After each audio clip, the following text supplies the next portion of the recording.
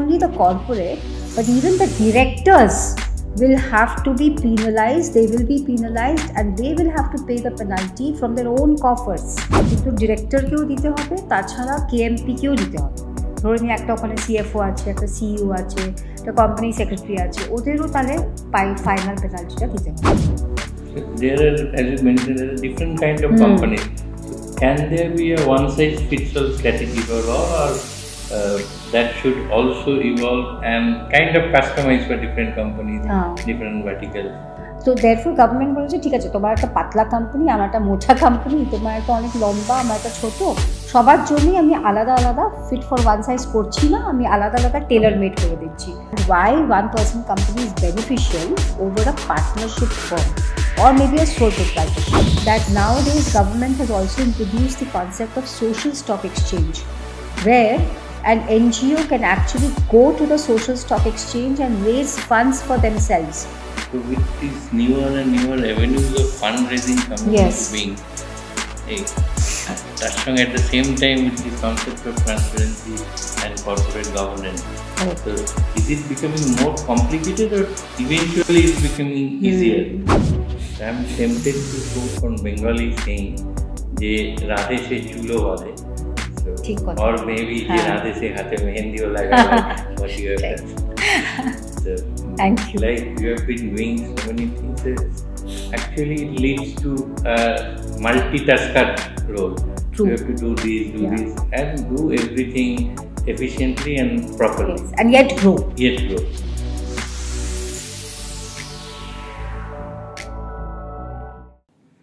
Welcome to a whole new episode of this business talk show, and today we are really happy and honored to have someone who has already many hats on her head. So Mamta Binani. Thank you so much. She was the national president of the Institute of Company Secretaries of India in year 2016.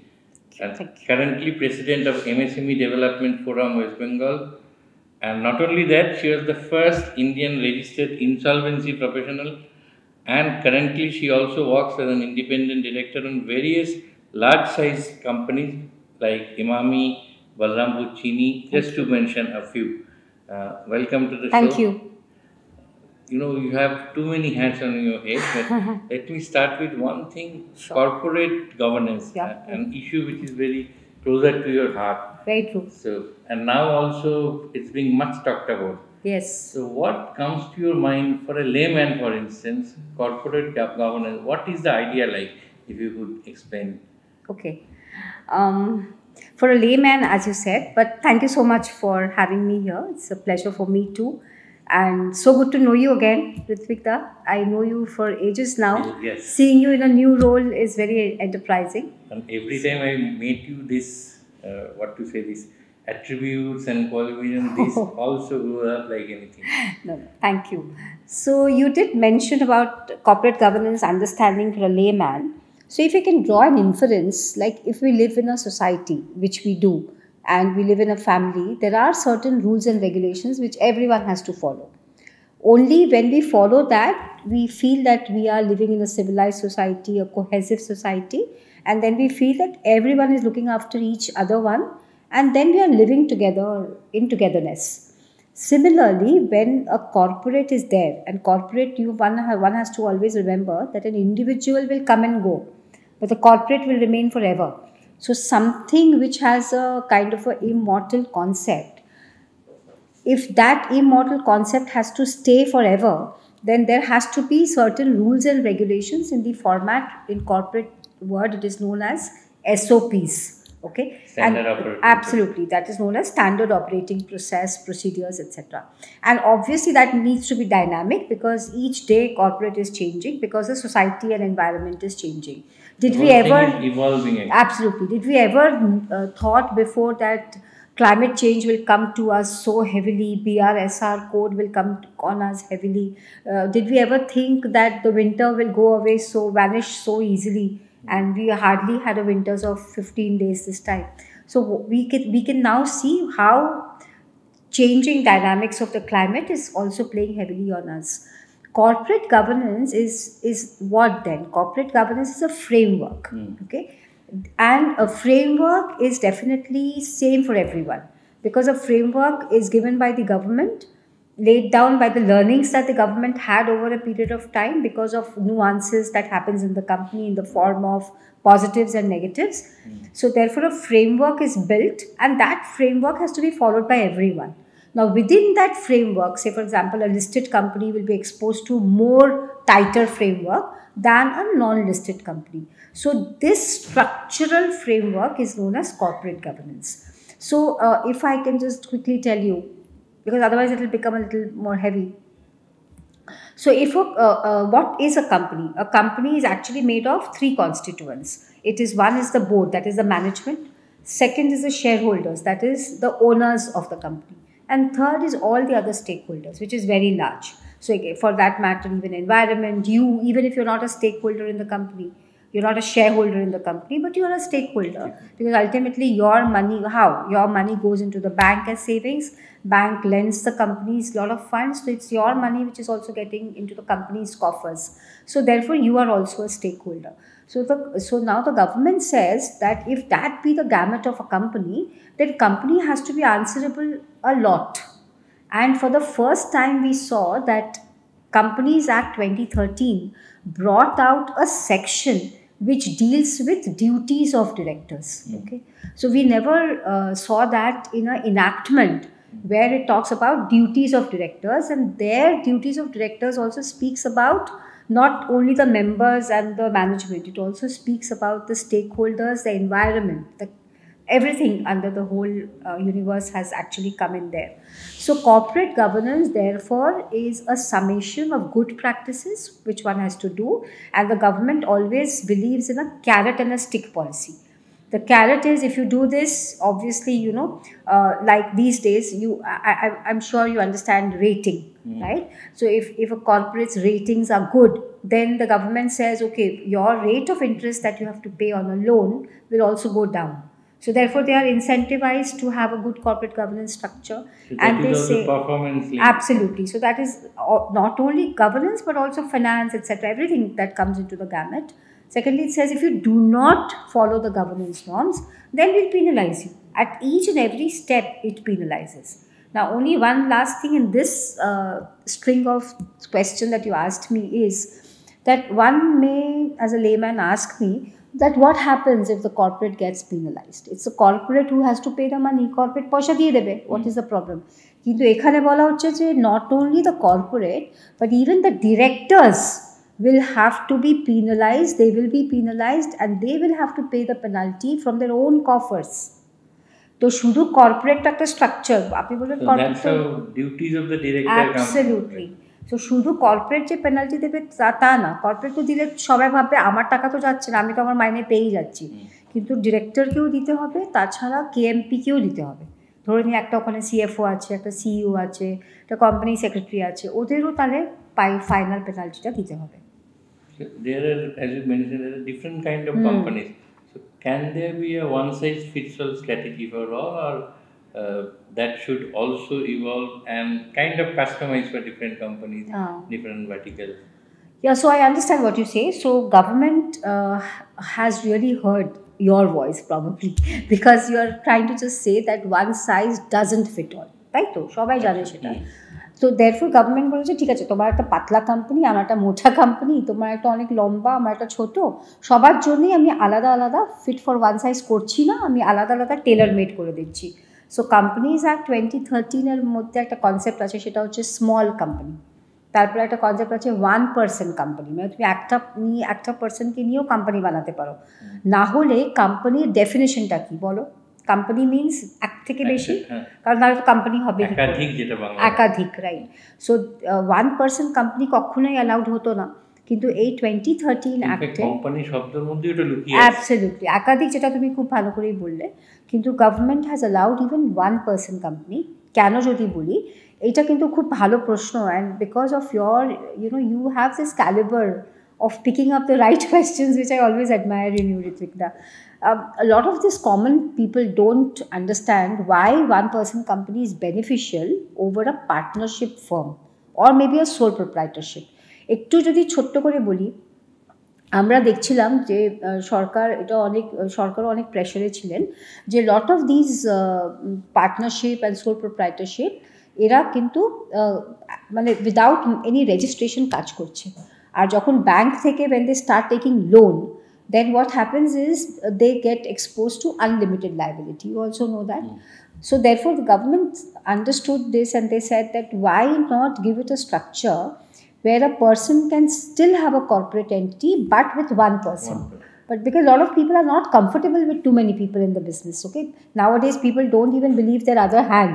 So they said, okay, one person can also build up a company. So they broke the definition and allowed one person company.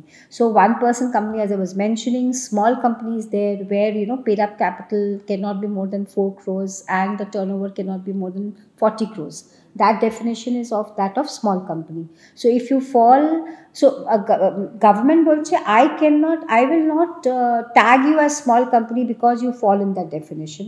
You have to come and tell me that you're a small company. Then there is also a dormant company concept. For example, just for an example, I have a company. In that company, I have just held one rented property. For example, a property which I am giving it on rent. That's it. I don't do anything else. I have it in that company. It's not functional. It's not as such functional. So you can also put it for, you can tell the government that this is a dormant company. Okay, there are some definition criteria. So even you can tag your company as a dormant company. Like you can have a Section 8 company, which is like an NGO. An NGO need not be only registered as a society under the Societies Registration Act or as a trust under the Indian Trust Act. It could also get registered as a Section 8 company under the Companies Act 2013. I'm sure you're aware, Ritvika, I'm just moving out of the periphery that you gave me, that nowadays government has also introduced the concept of social stock exchange, where an NGO can actually go to the social stock exchange and raise funds for themselves. This is a unique concept and I will request you to do a session on this sometime because a lot of people are not aware of this phenomenal thing that the government has come out with. So that way it is different from NGO. Absolutely. Traditional NGO. Traditional NGO. So even a traditional NGO can be opened under a Section 8 company is what I'm saying. Even a traditional NGO can get operated as a Section 8 company. So therefore one size fits all is not correct.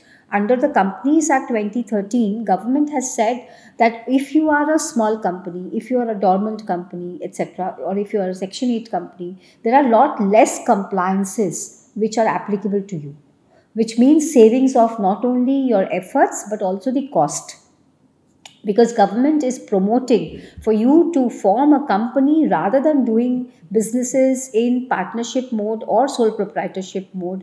Because whenever we take a loan from, there are other reasons also, but basically the government is very concerned because when we take a loan, because whenever we do a business, you can't do with your own money alone. You have to have an exposure from the bank and then we get exposed to unlimited liability. But if you have a company, your liability is only limited to the amount of unpaid capital. That's it. So if you have paid for your shares that you have bought when you are in a company, then you do not have any unlimited liability concept. So can a traditional NGO be also converted into a Section 8 company to avail of this benefit? No, not really. One has to have a Section 8 company from the scratch and build it up. Build it up, yes. But one can, if I can just say this, a Section 8 company can be formed and then they can take over that NGO business. That can be done. And then the new law applies. Absolutely. That applies to Section 8 company. Absolutely. And that NGOs, every asset, liability, everything can be taken over by a new Section 8 company. So with these newer and newer avenues of fundraising coming into being, touching at the same time with this concept of transparency and corporate governance. Correct. So is it becoming more complicated or eventually it's becoming easier in the long run? Oh, you've hit the nail from the hammer. So I will be honest. With the complexities that is emerging in a complex environment that we live in, even as an individual, we are not straight. I mean, And imagine when so many people from who have varied degrees of understanding and interest levels, you must be interested in something else, I am interested in something else.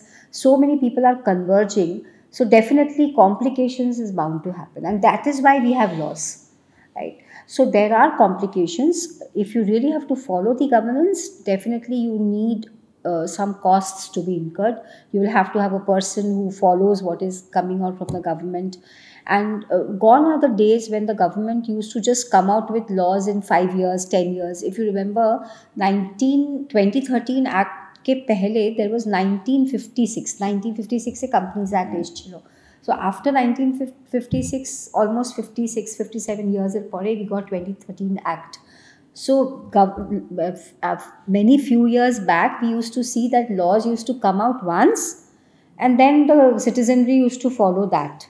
But nowadays, if you can understand a little bit of legal language, nowadays the procedural stuff has been moved from the principal act to the rules and regulations. Okay, you're aware. So nowadays, therefore, when we look at the parliament discussions, etc., we see that they say that the law has become thinner, the law has become leaner. Why? Because the procedural aspect has been moved away from that and shifted to the rules and regulations. Why this has been done and why am I saying this while you ask me this question is because Parliament has become they have started giving the ears and eyes to whatever is happening in the economy, and because so much complexity, because we've become a global village compared to what we were before, and there is no এখন তো কোনো সীমা বলে কিছুই নেই.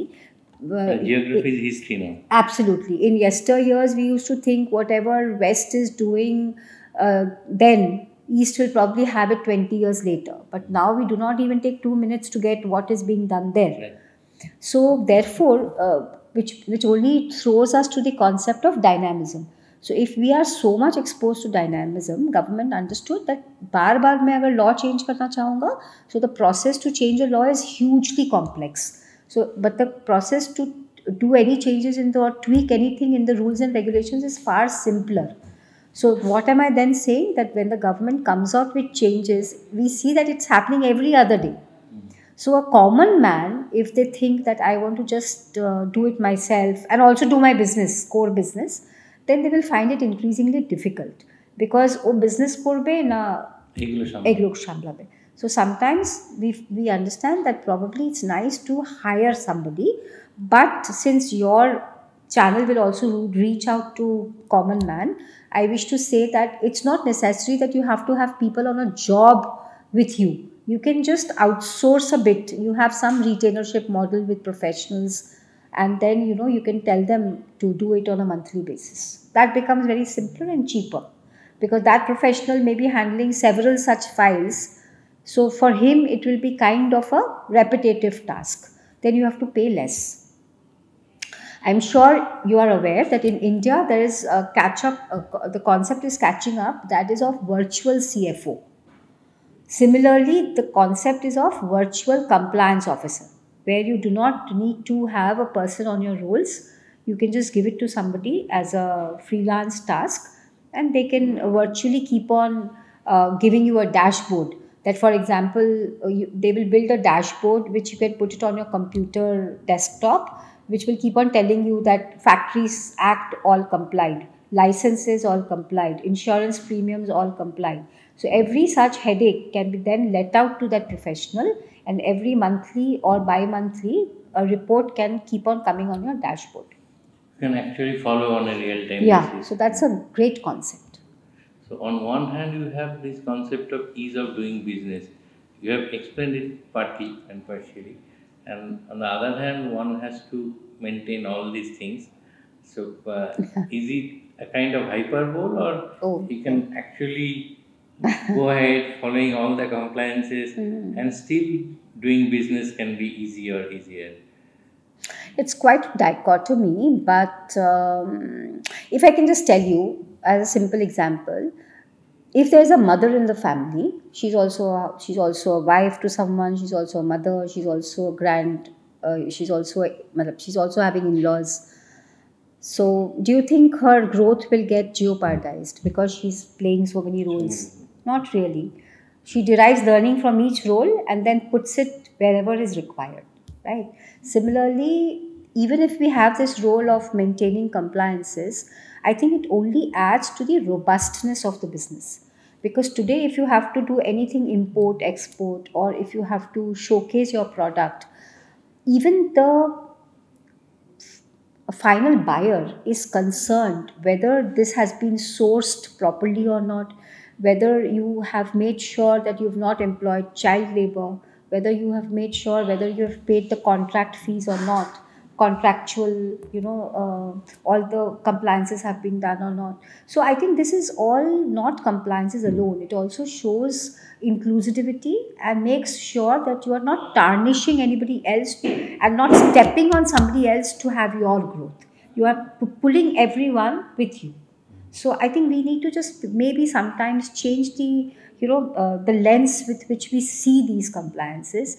The moment sometimes আমি একটা ছোট্ট গল্প যদি বলি, somebody was in the jail, okay?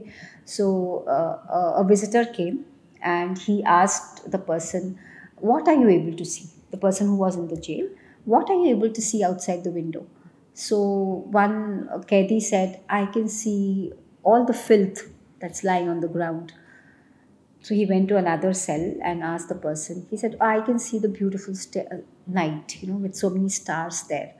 So sometimes, when we just change the perspective of seeing, it makes a lot of difference.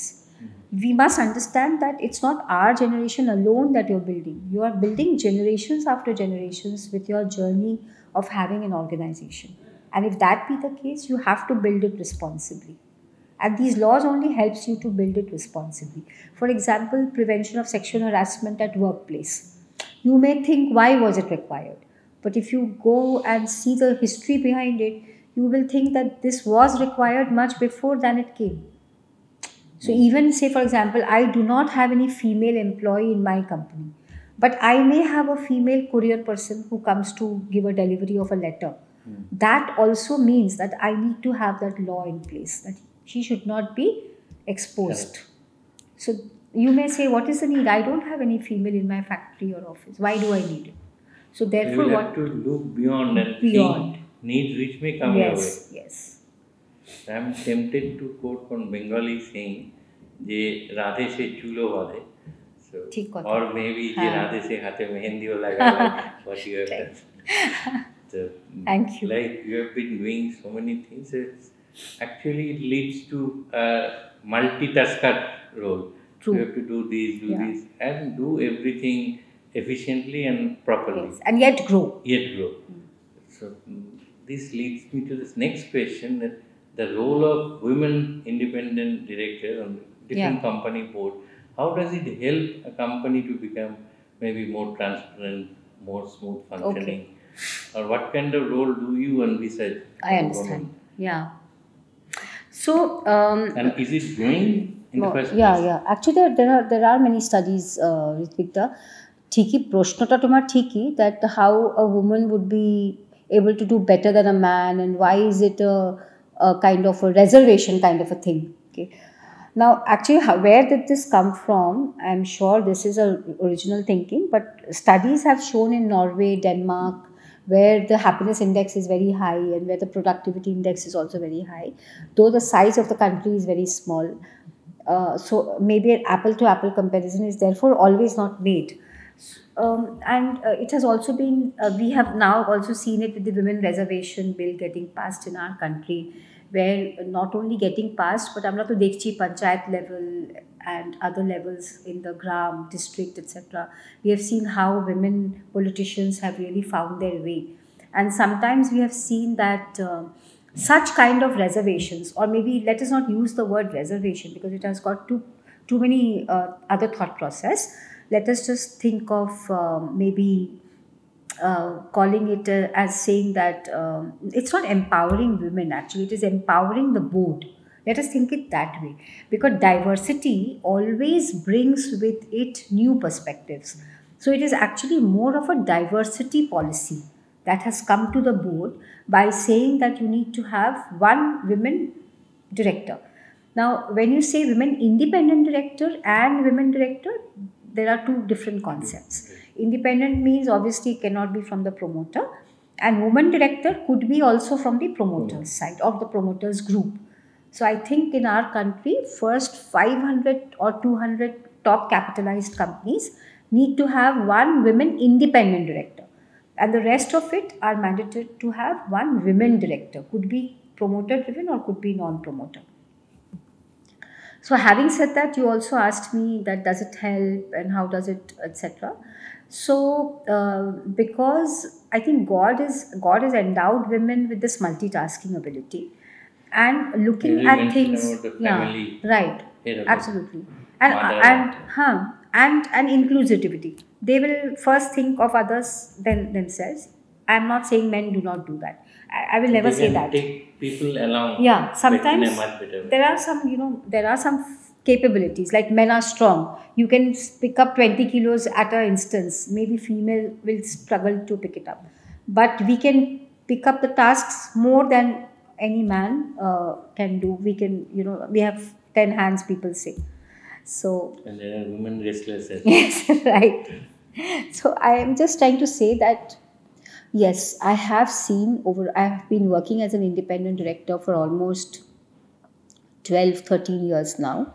Before the 2013 Act came, before that, I have been working as an independent director.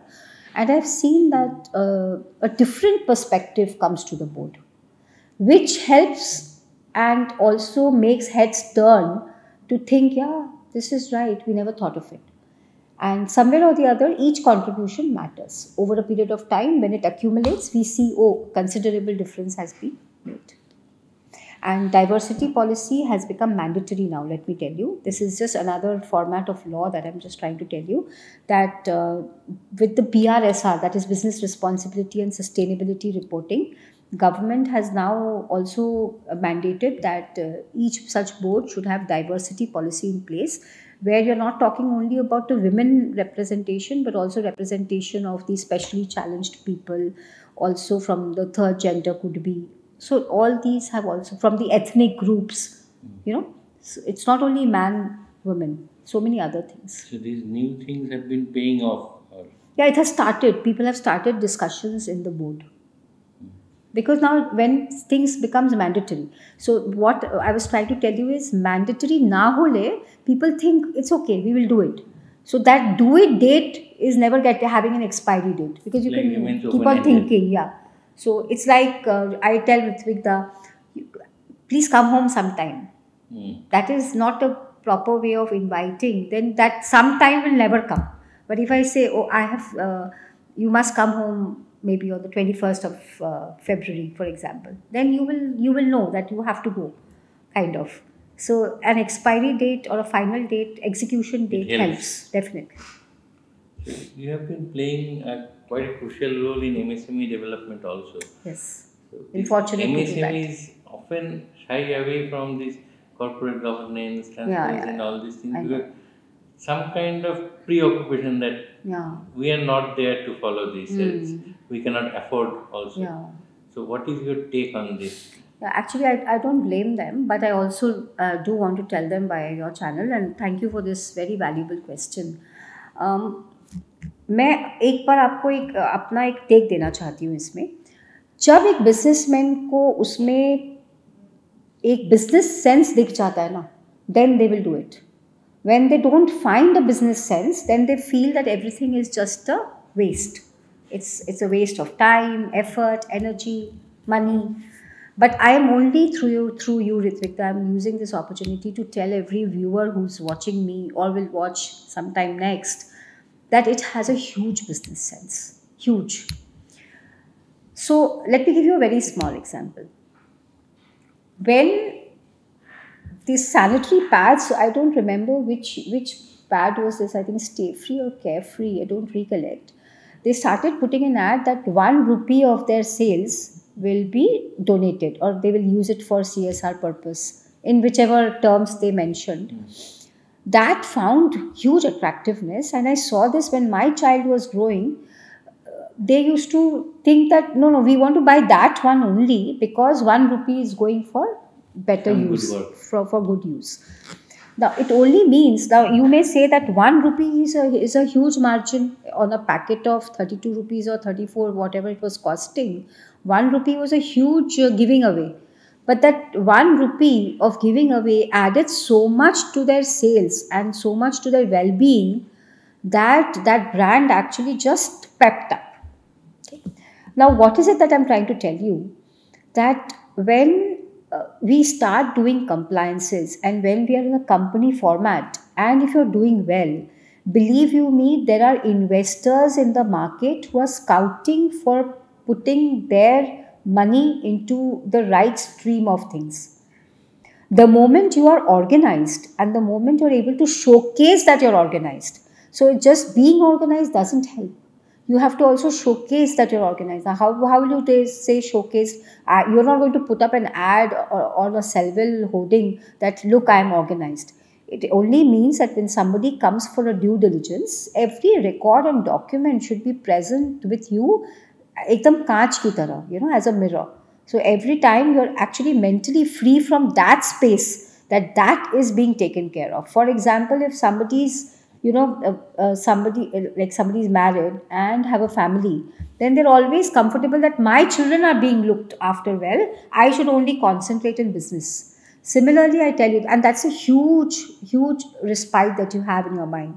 Otherwise, imagine if you're although your 80% of your mind is always engaged, घर पे क्या हो रहा है पता नहीं, my parents are taken care of or not, I'm not sure. Or somebody falls sick, then who will give me a call? Oh, by chance I'm in the flight, then who will take the call? How will it happen? If your 80% of the mind is sometimes engaged in such things, then you may think my mind is in the business, but your subconscious mind is always engaged in worries. Only 20% of your mind is thoroughly otherwise in business. I am saying just reverse it. 80% be focused on your business, and believe me, 10 to 12% only. If you can just delegate and make sure that you're looking every 2 months at least, you're looking whether your compliances, etc., are being taken care of or not. Then, as an MSME, you should first get yourself registered in Udyam Registration Portal. Government of India and the central government, and so well as the state government, even West Bengal is giving so much to MSMEs. We know that West Bengal has a great ecosystem for MSMEs, and our CM has always been very active in the MSMEs front. So we are saying that if you are well complied with, your business will always attract investments as a magnet, and that will give you the next level of growth. And secondly, you will not get notices from authorities. Let us now come to terms that government is using AI. We all understand that artificial intelligence is going to only get greater and greater use by all bodies, including regulatory bodies. Therefore, we see that today, if you're filing a return now, in the evening itself, we are seeing that clients are being served with the notices, letters, whatever, or observations. So if you cannot afford your mind getting engaged in that, because then your focus will shift. So please put that aside. Let that be well taken care of. The money that you spend there, which means the cost of compliance that you spend there, is much lower than the cost of non-compliance. Should I say this again? The cost of compliance is much lower than the cost of non-compliance. And which is very important. Which is very important. And this nobody really talks of, but Google these days is like a repository. So, I don't want that business name or the promoter's name should come in the Google for a non-compliance, because any order which is getting from any court or a regulator gets loaded, that. Like everybody has a website now. Every court, tribunal, lower courts have websites. So, if I'm just putting your name, some order creeps up. That actually, we do not understand this now, but I am a specialist in SME IPO. I do a lot of these IPO advisory, where I have seen that small little instances are giving them so much of pain, because that is remaining in the space, in the internet space. And it gets tagged on and on and on. Naming and shaming. Exactly. So I think automatically. Absolutely. So please, let's be very careful, and also be very careful with giving back money to the banks. because Sibyl is like a very, very dangerous thing. And once Sibyl is destroyed, it is very difficult to come back to terms. I have also seen where OTS is being done, one time settlement, because I am an IBC specialist and a lawyer. I appear in GRT, NCLT, etc. quite a lot. I have seen how even after one time settlement, the promoters, Sibyl, don't come back to track. So it becomes very difficult because you're never able to get loan from a bank. So be And very once careful. your name is turned, it's forever. Yeah, so it's important that compliances should be taken care of, even by a small company. I mean, by an MSME. But I'm telling them that sometimes they feel that it's very expensive. It is not. You have to just get hold of people who will do it for you. Right people. যেমনি আপনি যদি একটা আপনি তো সালোয়ার কামিজ কিনতে যদি মার্কেটে যান, আপনি যদি একটা পিস কিনবেন, obviously that tailor is going to charge you a lot. But go to a person who does wholesale cutting. So they will charge you almost 1/10. So you need to go to a professional who is doing it for many people. For them, it is one more thing, and they have been doing it.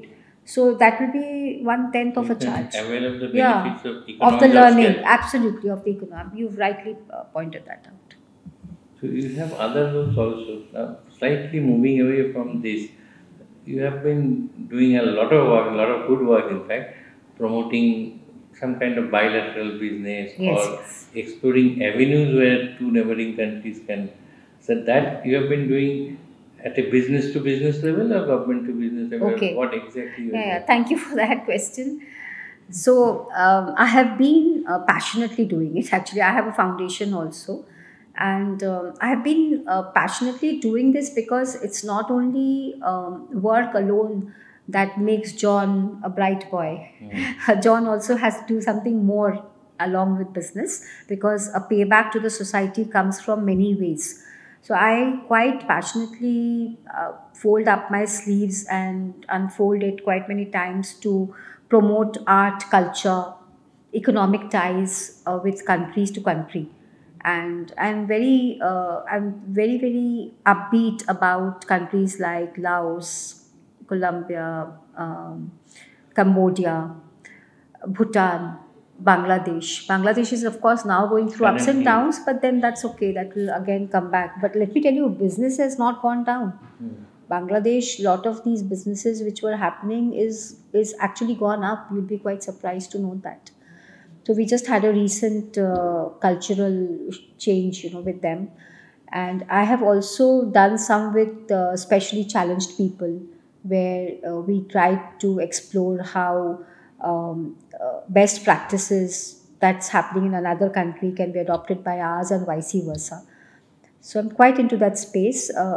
I'm the legal counsel chair for Merchant Chamber of Commerce and Industry, and I also head the Corporate Governance Council. There also, in the chamber, I have seen how they have been exploring ties with different nations, and I play an active role in that. That between business and Business to business, cultural ties, exchanges, best practices.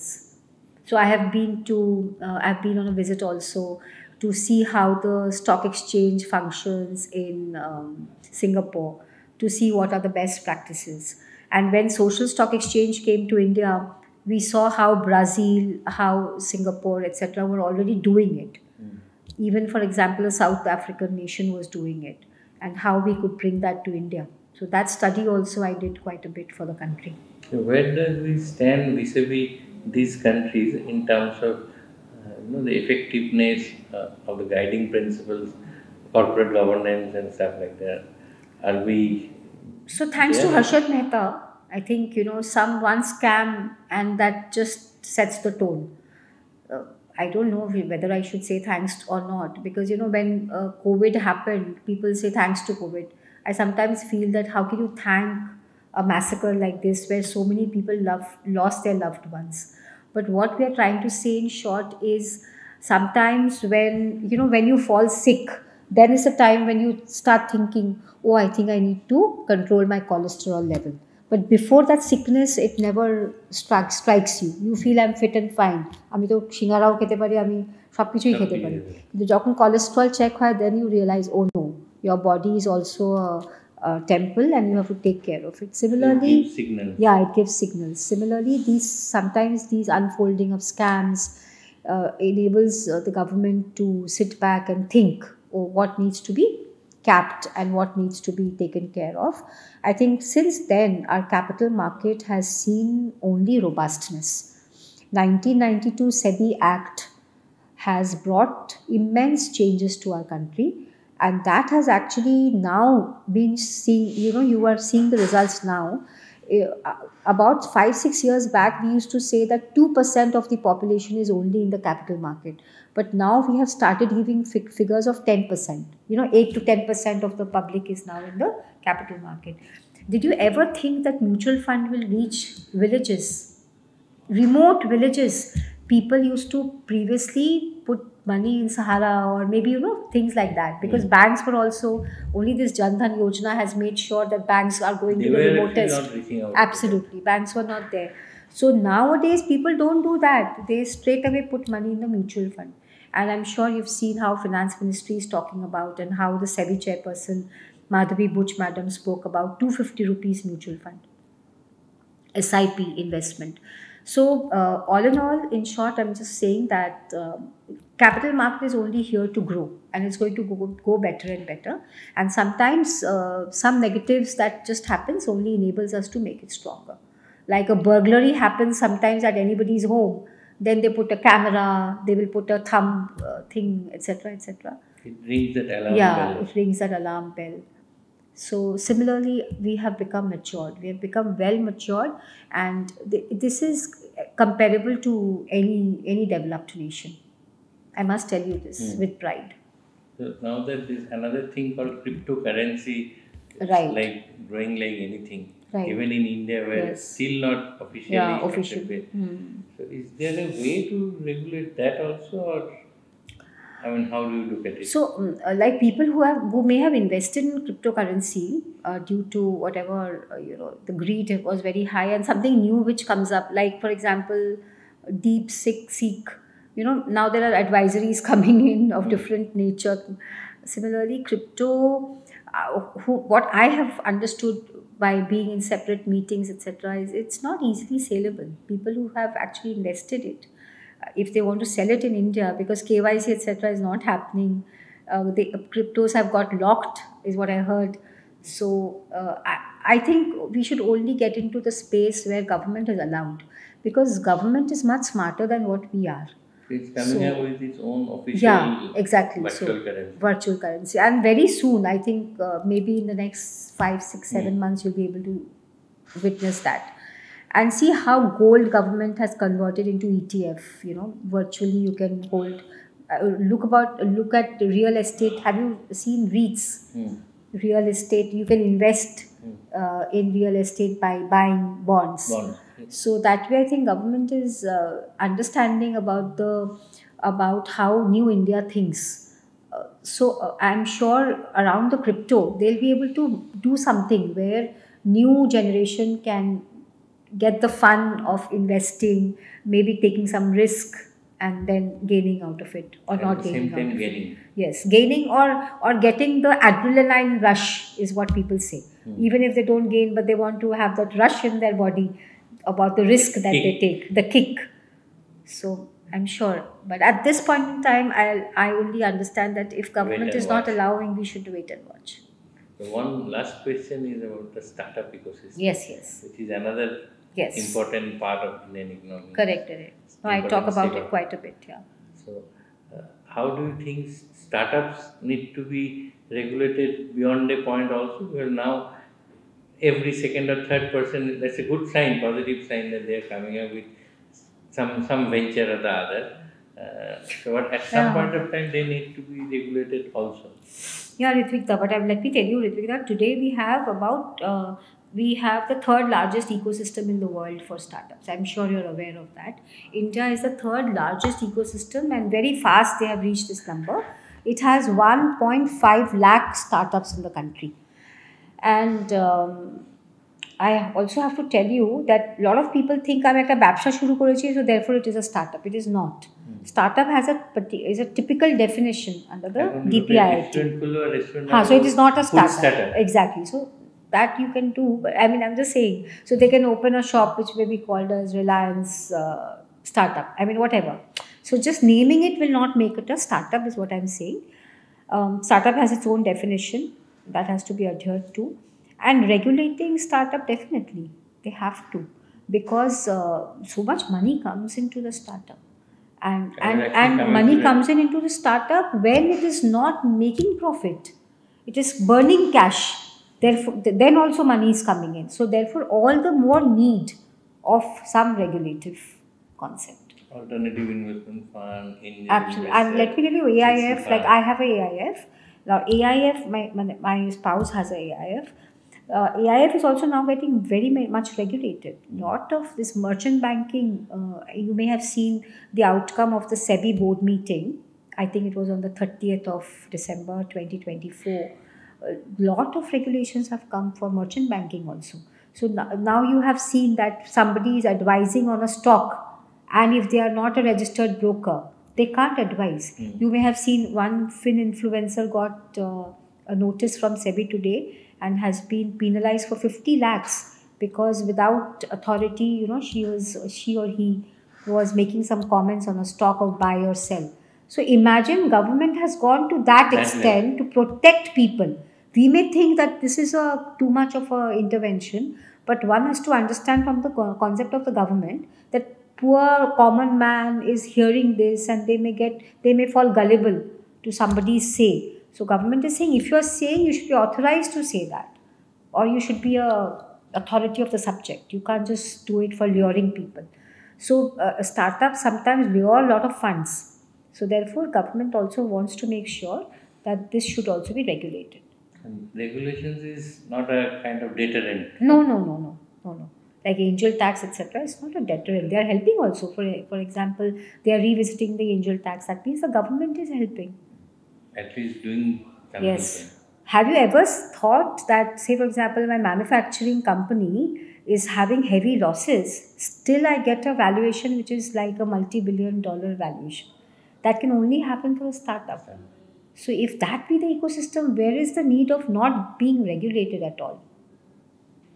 Isn't it? The whole gain of raising funds is linked to valuation. Exactly. And imagine where money is coming from offshore.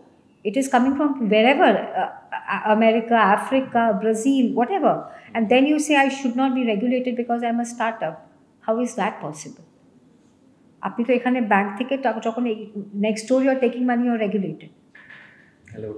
It's coming from offshore. Why should that not be regulated? Thanks, Satan. It has been wonderful talking to you as usual. I'm sure next time we meet, we'll get to hear so many other things. My pleasure. And we look forward to that. Yes, absolutely. Absolute pleasure. And thank you so much for listening. Thank you so much.